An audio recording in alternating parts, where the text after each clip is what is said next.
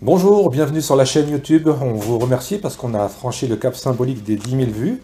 Aujourd'hui, un voyage, un rendez-vous avec un ouvrage, un livre qui s'appelle La solitude des bois noirs de Maria Pemiskitelli.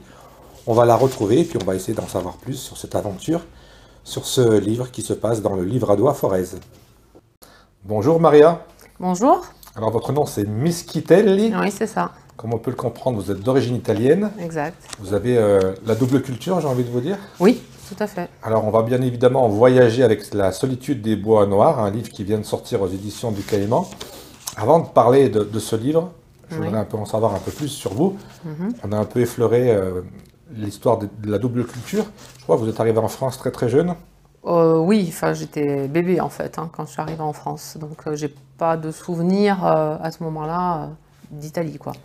Et tout de suite, dans votre jeunesse, vous avez envie vous avez eu envie de jouer avec les mots, envie d'écrire. Comment ça s'est passé cette approche des mots? Oui, bah, par la lecture, Ouais. certainement. Par la lecture, parce que bon, bah, alors à la maison, mes parents parlaient un dialecte italien, un dialecte du Sud. Donc c'est plus au niveau de l'école. Enfin, c'était un dialecte oral, donc en plus c'est pas comment dire, une langue ou enfin un dialecte qui se lit, qui s'écrit. Et c'était un dialecte de quel coin de l'Italie? Des Pouilles, la Puglia. Et du coup, j'ai en fait la lecture, la rencontre avec les livres s'est fait plus par l'intermédiaire de l'école, voilà, par l'école.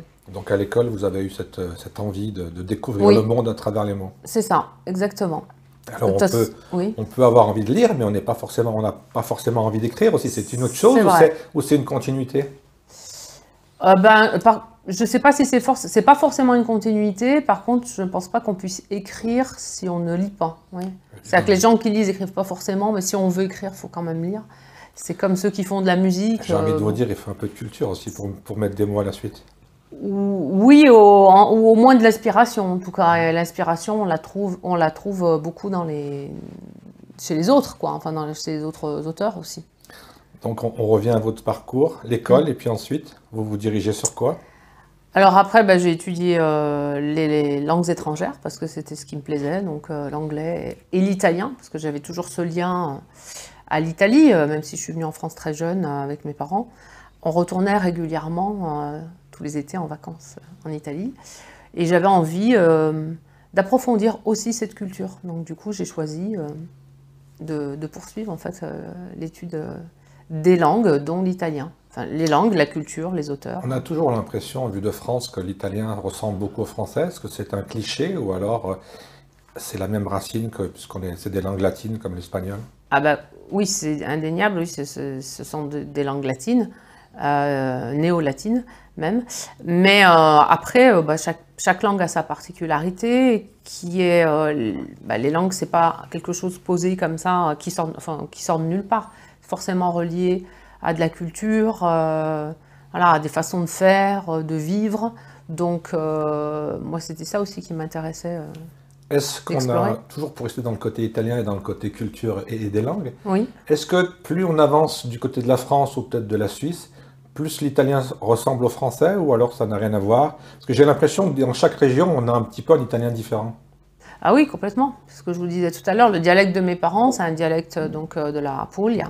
C'est un dialecte du Sud qui est très différent, par exemple, des dialectes du Nord. Ça veut dire que vos Italiens qui voyagent dans leur propre pays ne comprennent pas forcément. Enfin, il y a l'italien pour communiquer, ouais. Voilà, c'est leur langue, la langue officielle, la langue commune. Mais après, au niveau des dialectes, non, ils ne se comprennent pas forcément s'ils parlent. Enfin, ce sont des dialectes très différents. Donc, après vos études, vous êtes devenue prof, si j'ai bien vu votre biographie? Oui, je suis devenue enseignante. Dans un premier temps, j'ai enseigné l'anglais, l'italien également, et puis je suis partie presque 7 ans en Italie pour enseigner le français. Donc il y a toujours voilà, ces correspondances. C'était la même façon de travailler ou alors là aussi c'est complètement différent? C'est assez différent. Déjà dans les horaires, ce ne sont pas les mêmes horaires. Alors on parle beaucoup d'éducation, on parle beaucoup de la façon de vivre des jeunes. Est-ce que les jeunes que vous avez eus en France et en Italie, finalement c'est la même culture, c'est la même envie, c'est les mêmes besoins? Ou alors c'est deux pays différents et donc deux cultures différentes? Même si les deux cultures sont différentes, évidemment, quand on y regarde surtout, oui, les cultures sont différentes. Mais après, quand on approfondit les choses, D'ailleurs, c'est ce que j'ai essayé d'exprimer dans mon roman, donc dans La solitude des bois noirs. Après, il y a l'universalité, il y a des choses qui sont universelles et qu'on retrouve chez chacun. Et après, vous êtes revenu en France. Oui, je suis revenue en Et là, France. vous vous êtes dit, il faut que j'écrive un livre. Non, je me suis pas dit ça comme ça. D'abord, j'écrivais déjà. Tout à l'heure, on parlait de quand, voilà, ce qui m'a amené à l'écriture. Bon, c'était d'abord, j'expliquais la lecture, mais même quand j'étais petite, quand j'avais 10 ans, j'écrivais déjà des histoires d'enfants de 10 ans, quoi. Mais ça m'a toujours suivi, ça m'a toujours plu. Et du coup, le fait de parler français-italien vous a permis aussi de faire un autre métier, c'est de traduire des livres. C'est ça. Alors ça aussi, c'est très intéressant comme métier, comme activité. C'est que je peux effectivement découvrir d'autres auteurs, d'autres univers littéraires à travers la traduction. Et oui, et en effet, j'ai traduit 2 romans de Jean-Paul Delfino, alors du français à l'italien. Et comment ça s'est passé? Là, on est venu vous chercher. J'imagine qu'il y a tout un cheminement pour être une Ouais, traductrice. en fait, moi, j'étais déjà fan de ce qu'écrivait. J'aime beaucoup ce qu'écrit Jean-Paul Delfino. Et du coup, on s'est rencontrés et du coup, on a échangé. Et voilà, en fait, non, ça s'est passé assez simplement. Est-ce que Et c'est lui difficile de rester fidèle au livre? Parce que je vais vous expliquer en quelques mots. J'ai interviewé il y a quelques années un journaliste portugais Oui, qui écrit de nombreux livres qui sont traduits dans de nombreuses langues. Et cet auteur maîtrise aussi d'autres langues, mais c'est pas lui qui les traduit. Et un jour, il est oui. tombé sur une version de son livre en italien et il m'a dit, j'ai pas reconnu le livre. C'est ce qu'on dit en italien, on dit traduttore ma non traditore. Traditore, c'est le traître. Donc il faut traduire sans trahir. Voilà, en gros, c'est ça. C'est très compliqué. Oui, c'est compliqué. C'est un métier aussi, quoi. Voilà. Donc, Allez, on ferme cette parenthèse. On ouais. en vient à la solitude des bois noirs. Ouais. Alors, j'ai une question toute simple. Les éditions du Caïman, c'est une édition stéphanoise. Mhm. Comment ça s'est passé une fois que vous avez terminé? Vous l'avez proposé à plusieurs maisons d'édition ou alors c'est par relation, par amitié? Comment ça se passe? Non, Comment non, on je est connais. édité chez Éditions du Caïman? Eh bien, moi, j'ai envoyé, en fait, simplement mon roman, alors à plusieurs éditeurs. Mais non, je ne connaissais pas Jean-Louis Nogaro, qui est le directeur des éditions du Caïman. Je connaissais la maison d'édition, je savais le travail qu'elle faisait, hein, mais non, j'avais pas de contact. Est-ce que ça a une importance pour vous d'être dans une maison d'édition stéphanoise? Oui, oui. Et surtout celle-ci, et en particulier celle-ci, puisque j'étais déjà fan de ce qu'il faisait, des livres qu'il publiait, hein, des romans Des polars, policiers, hein, surtout. ce sont surtout des polars, pas que, mais surtout. Enfin, moi, je connaissais surtout leur collection polar, voilà. Et en fait, oui, c'est important. D'une part, parce que je suis aussi stéphanoise, hein, je suis pas qu'italienne, mais française et stéphanoise, que j'aime beaucoup la ville de Saint-Étienne. Et mon roman se passe dans la région en plus. Les Bois Noirs, voilà, La solitude des Bois Noirs se passe donc dans les Bois Noirs. Justement, on va revenir à la genèse de l'écriture. Oui. Comment on décide de se mettre derrière un écran ou derrière une feuille de papier? Comment est née cette solitude des bois noirs? Alors, l'envie déjà, c'était effectivement d'écrire un roman policier, hein. Donc, voilà. Après, il fallait effectivement trouver, j'allais dire le cadre, le décor. Et... L'angle. Pardon? L'angle? Oui, l'angle d'approche. On est dans la géométrie. Oui, effectivement. Donc ça m'est venu assez facilement, en fait, les bois noirs, parce que je trouve que ça s'y prête. Ça se prête au mystère. Donc, pour ceux qui ne connaissent pas, c'est vrai que c'est un endroit qui porte effectivement très bien son nom, puisqu'il s'agit de bois très denses, hein, avec de grands sapins, dans le Livradois aux forêts. C'est le nom de la région. Et où se situent ces bois noirs. Et du coup, c'est vrai que je trouvais qu'il y avait... parce que moi, c'était des balades, en fait, que je faisais quand j'étais plus jeune, quoi, ou enfant, même avec mes parents. On allait se balader à côté Et vous tombiez sur des cadavres. Alors, non, mais je les imaginais peut-être déjà. Ah, la forme des sapins, la forme des arbres, C'est ça. peut-être. Oui, ça te crée une ambiance. En fait, il y a une ambiance, une atmosphère qui est très particulière. Puis avec le lignon à côté, parce que le lignon pour chaque forésien, on va dire, enfin, habitants de chaque Ligérien, c'est quand même assez emblématique, le Lignon. Et du coup, comment on s'inspire? Parce que j'ai l'impression aussi, quand on parle de polar, il y a eu tellement de versions, il y a tellement de téléfilms, Ouais. tellement de films qui parlent de meurtre et de crimes. Comment on est un petit peu différent?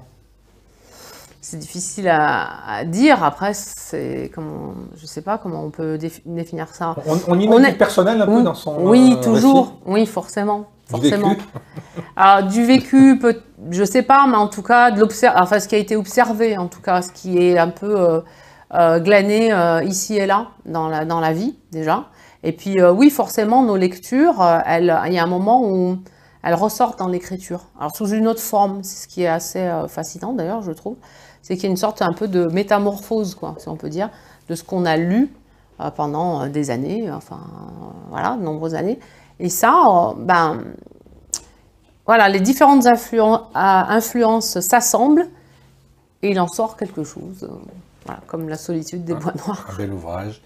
Comment on s'inspire là aussi quand on écrit? Est-ce qu'on va sur place? Est-ce qu'on va se documenter? Est-ce qu'on va interroger des gens? Est-ce qu'on fait des recherches sur Internet? Comment ça se passe? Alors, Est-ce qu'il y a une vraie enquête pour réaliser oui. un livre qui parle d'enquête? Oui, quelque part, oui. Alors, le lieu, je le connaissais déjà très bien. Par contre, ce que je connaissais, enfin, là où j'ai dû me documenter, c'était sur des choses qui étaient propres vraiment au polar.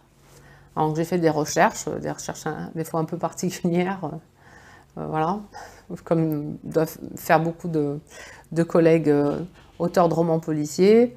Voilà, à quelle vitesse se décompose un corps dans l'eau, par exemple. Enfin bon, il y a des choses comme ça. Très technique alors. Ben oui, mais en fait, comme on dit souvent, la littérature, ce qu'on raconte dans un livre n'est pas forcément vrai, mais ça doit être vraisemblable. Ça doit s'approcher de la réalité quand même. Ça doit être vraisemblable, oui. Entre le moment où on a l'idée, qu'on se met donc devant cette feuille blanche, et le moment où on estime que c'est terminé, il se passe combien de temps? Alors, quand l'auteur, après ça dépend, quand moi en tout cas j'ai choisi de le présenter, j'avais mis presque un an à l'écrire, voilà, le roman, parce que justement il y avait ces différentes recherches aussi, entre le temps de la recherche et le Est-ce temps qu'il y a eu d'écriture. beaucoup de ratures, de chapitres qu'on réécrit, Ben, il y a eu des suggestions de la part de l'éditeur après, dans un second temps, quand le roman a été accepté donc, par Jean-Louis Nogaro. Oui, il m'a fait quelques suggestions, mais ce que j'aime justement chez Caïman, c'est qu'il y a une grande liberté. Une liberté qu'on ne trouve pas ou plus de partout, en tout cas, pas chez de moins en moins d'éditeurs. Et donc, j'étais d'autant plus heureuse de... Non seulement il est stéphanois, mais il nous permet, voilà, Jean-Louis Nogaro nous permet d'être libre en fait en tant qu'auteur. Et je trouve que ça c'est très précieux, surtout au jour d'aujourd'hui. C'est un livre qui est sorti il y a quelques jours, hein, début mars, le 7 je crois. C'était le 9 mars Le 9, exactement. j'étais Oui. à 2 jours près, j'étais pas Ouais, loin. voilà. Comment on fait pour le trouver? On va dans les boutiques stéphanoises, on le trouve dans toute la France, on Oui, le dans commande toute- sur Internet? Il est distribué, alors on peut le commander sur le site de l'éditeur, donc aux éditions du Caïman. On peut aller, vous pouvez aller chez votre libraire préféré. Donc dans toute la France, oui, il est distribué partout. Alors l'écrire c'est une chose, l'éditer ça en est une seconde, mais la troisième Oui. c'est de le vendre. Comment on fait pour le vendre? On improvise, on va faire des salons, on va faire des conférences. Comment ça se passe? Expliquez-nous un peu Alors, la démarche oui. pour vendre ce livre. Et puis surtout, j'ai envie de vous dire, moi, pour le faire connaître, tout simplement. Alors déjà, vous êtes là, vous, justement, pour ça. Non, mais j'ai un éditeur vraiment qui est formidable parce que, outre la liberté d'expression qu'il nous laisse, il fait très bien son travail. Parce que moi, j'ai une expérience, bon, parfois on peut avoir d'autres expériences, notamment en Italie, où ça n'a pas été le cas. Lui, c'est un passionné de littérature et il fait son travail d'éditeur. Donc, lui-même a déjà beaucoup de, comment dire, de réseau, en fait. Hein. Il fait son travail d'éditeur, donc là, il assure aussi la promotion. Et effectivement, il y a un salon, c'est le salon des éditeurs indépendants, qui se tiendra les 1er et 2 avril à la Bourse du Travail, à Saint-Étienne. Voilà, donc où j'ai été conviée par mon éditeur. Alors je sais pourquoi j'ai parlé du 7, parce qu'il me semble que le 7 avril, il se passe quelque chose aussi. Alors oui, le 7 avril, effectivement, alors toujours en collaboration avec la maison d'édition, on a monté un projet avec la collaboration aussi du Méliès. Donc ce sera une soirée, ce sera la soirée de lancement officiel du roman. donc La solitude des bois noirs. Il y aura un film qui sera projeté à partir de 18h. Donc après, on va mettre en place toute la promo, etc. Mais on peut déjà commencer à en parler. Donc c'est un film coréen, c'est un polar. Et après la projection du film, il y aura un moment de dédicace, justement consacré à mon roman. Et puis après, il y a un concert pour clôturer la soirée. Voilà. Et un concert où oui. J'allais dire, je crois qu'il y a une bonne chanteuse. Je sais pas. Oui, en tout cas, c'est mon ancien groupe Resistenza, qui se reforme, on va dire, pour l'occasion. Et effectivement, je chante. Et vous chantez dans quelle langue? Alors, en anglais. Anglais? Voilà, c'est plus du pop rock anglais. Très bien. Voilà. On n'a pas parlé du contenu du livre. Oui. On va peut-être pas donner l'histoire, mais pour allécher, pour donner envie aux gens, pour les attirer, pour leur donner envie d'aller l'acheter et le lire, oui. Surtout. Qu'est-ce qu'on retrouve dedans? On sait que c'est un roman, c'est un polar, mais on sait qu'on est dans un livre à doigt. Mais qu'est-ce qui va faire la différence, j'ai envie de vous dire, avec oui. un autre produit? Oui. Alors, produit, peut-être pas, ça reste quand même des livres. C'est un produit culturel. Hein. Oui, mais c'est le mot que... Bon, moi, je préfère dire livre ou roman. Voilà. Mais en fait, je vais vous parler des retours du coup, que j'ai eu déjà de la part de lecteurs et lectrices. On m'a dit, le mot qui me vient en tête, entre autres, c'est l'originalité. Voilà, l'originalité de l'écriture, de l'histoire, alors qui mêle l'humour aussi à des questionnements sur la société française actuelle. Quand on parle de questionnement, est-ce qu'on apporte des réponses? Moi, je pense que personne détient les réponses, en fait. Hein. Chacun a sa propre Et un auteur encore moins, oui.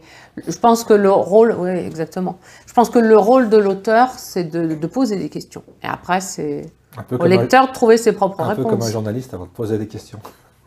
D'une certaine façon, oui, c'est ça, même si c'est après par le biais d'un autre style, voilà.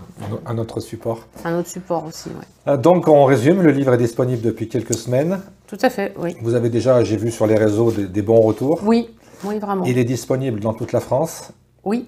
Si on veut vous découvrir, on vient vous voir au Salon des Indépendants à Saint-Étienne le 1er et le 2 avril à la Bourse du Travail. Voilà. Exact. Et également le 7 avril au cinéma Alméliès. Est-ce qu'il y a d'autres choses qui sont prévues dans les semaines qui viennent? Oui, après, le 22 avril, je serai accueillie par Daniel Damar au Quartier Latin, à la librairie du Quartier Latin rue Georges Tessier, à Saint-Étienne aussi. Et voilà, après, il y a d'autres choses aussi qui vont se mettre en place. J'ai une émission de radio à Montpellier, ça c'est au mois de mai. À Montpellier? Oui. Ah oui. J'ai aussi à Lyon, le 3 avril, c'est ouvert au public. D'ailleurs, je ne sais pas si les inscriptions sont closes ou pas.